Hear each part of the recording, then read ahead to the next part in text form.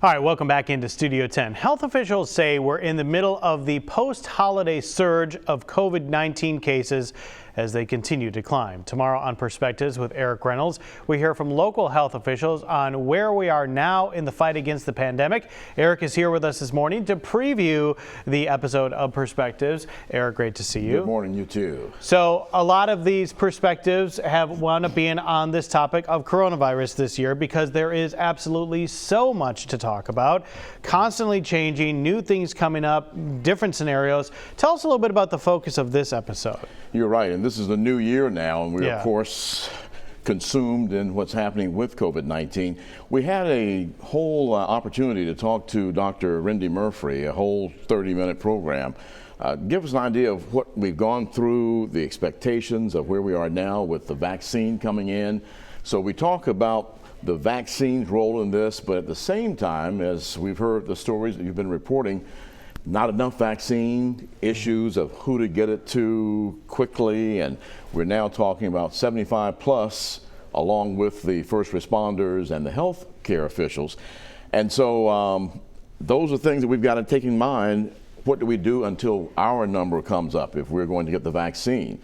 And back to, again, mask being so important, the social distancing, and you see what happened at Alabama, the big celebration after the national championship win. Still people not, keeping that focus in mind. And really, that's one of the things that we've got to do still. And most importantly, then be aware of when the vaccine comes in, if we are now in that next group that's available to get the shot. And we heard from one of the top officials this week, Dr. Eichel, saying that when you get your call, respond quickly, please, because we need to get as much as our 400,000 people in Mobile County up to date now in the vaccine, as well as practicing the most important parts of social distancing and masking. It seems like such an important episode that the viewers are going to want to watch, because it seems like this is an absolutely critical time to be informed as much as possible. Because if you only hear people talk about, well, the vaccine is here, it's going to be over soon, maybe you won't take those steps.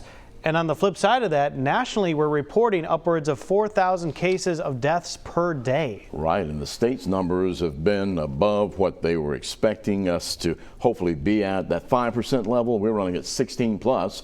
Wow. And then, of course, new large amounts. I was looking at the Mobile County numbers of infections, and we had several days over 300 per day, and over 400 cases of new infections reported in that one single day.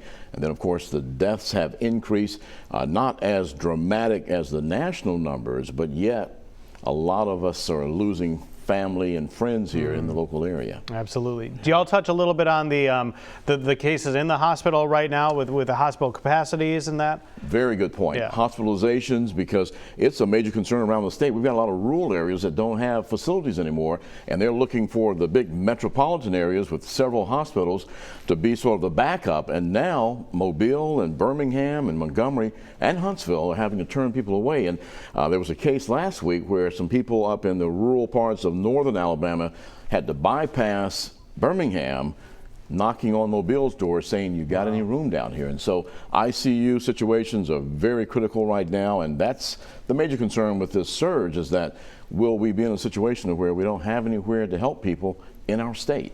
Sometimes we cannot give you all the information you need in a 30 to 45 second story that we have on the news. Really pay attention. If you can watch this episode of Perspectives, please do so. And also to note, going back to your original time. That's right, 9 a.m. This Saturday starting, actually we started a couple of Saturdays, but this is our first live program.